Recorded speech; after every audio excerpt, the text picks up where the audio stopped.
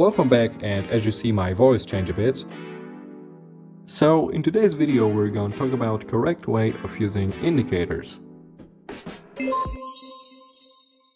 So you've probably come across people who try to sell you a strategy that works 99% of the time, or those who promise to teach you how to trade like a bank. Someone else will tell you, oh, you didn't look at the smart money, order block, liquidity, bank manipulation, Wyckoff. Bank manipulation, Wyckoff.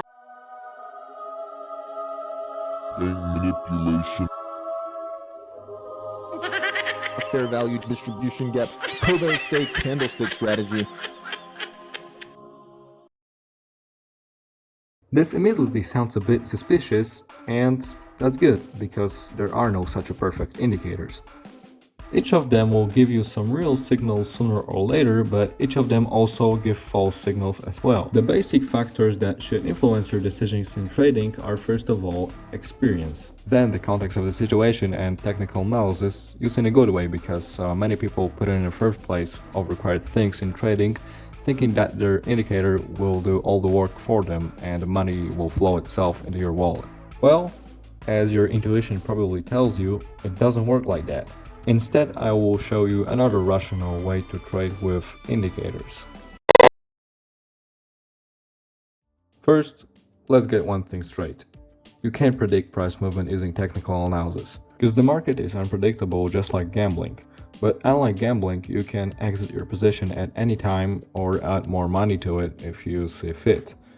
Coming back to technical analysis, which I mentioned earlier, it is useful in controlling risk, and I already made a video about it if you don't know what it is. Useful to enter position with a small stop loss and take profit greater than or equal to it. This is where the role of indicators comes into play. Many people mistakenly use them to predict future price movement, but as I already explained, price is unpredictable. Instead, they will help me assess whether entering a position involves more or less risk, which is exactly what I call risk control. So which indicator should you choose?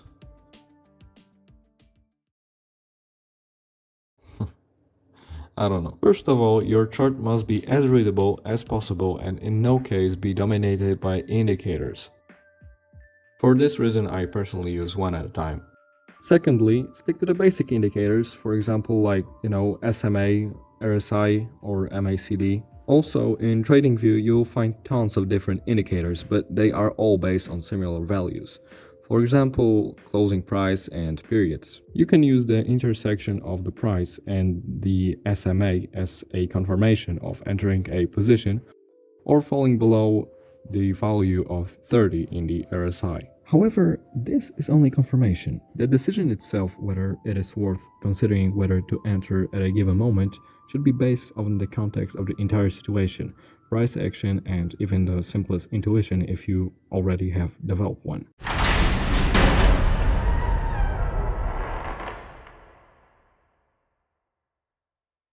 Alright, we'll draw a chart, and I have two, so I'm switching to Ethereum. Now I will choose a month and a day, maybe a number other than 2. Okay, I have 4, so I'll move on to April 4th, 2023. Of course, I start by determining the nearest support and resistance zone. You can see that the trend is upwards right now, so I will try to look for positions to buy rather than sell, but everything depends on the context right now. So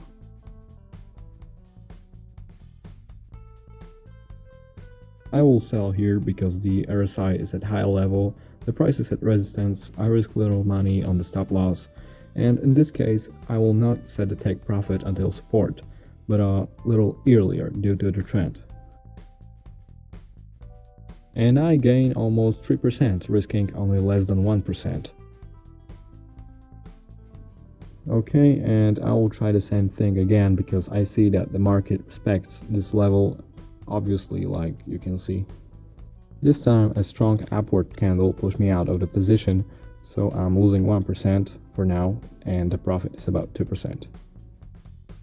Strong falling candle, it may be simple correction, so I buy, and RSI shows a low level. The price goes down further, so I collect a loss of 1.5%, the profit is about 0.5%. I'll buy it again. I hope that now the price will respond after the strong declines, especially since it has reached the support and the RSI still shows a low level. Okay, the price has actually recovered, but too quickly than I thought. So I will sell it now with a smaller loss because I think the price will go even lower. Yeah, like I said, the price has dropped even lower, so I will buy it again, hoping that this time the recovery will be even stronger. Now the RSI is also at low level. I gain over 2%, ending with a gain of almost 3%. This was just an example to illustrate what I mean. I know that doing the same thing on your own is much more difficult, especially for beginners. Emotions, adrenaline, greed, fear, and other sometimes random factors come into play. The most important thing for effective trading is simply practicing and gaining experience. And that is why I recommend you creating a demo account, for example on TradingView, and try different things, experiment and gain experience. I myself made many mistakes that took me a lot of time, which I talk about in my materials, and maybe this will help you avoid wasting time and achieve long-term profits faster. Price is largely based on intuition and subjective assessment. The price depends on how much someone buys and how much he sells in a given period of time. Because people make decisions based on subjective assessment, sometimes emotions, sometimes hunches, That is why the price is and always was unpredictable. And that is why indicators are not able to predict price movements because they work on the basis of ordinary objective data. However, they are able to help you assess whether it is worth opening a position at a given moment and risking a larger or smaller amount. Trading is risky and most people lose rather than earn at the end of the day, so give yourself time and start playing on a demo account until you develop the necessary intuition and feel confident.